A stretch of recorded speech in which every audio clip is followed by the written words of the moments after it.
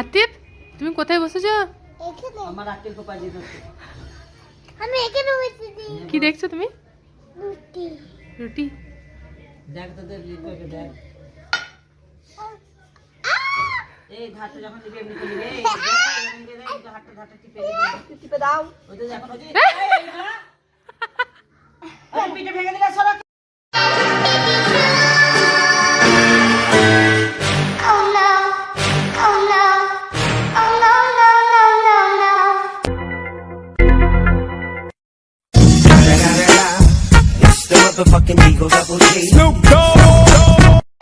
হাতি বদমাইশি করে চলে গেল, আমার রুটিগুলো সব ভেঙে দিয়েছে।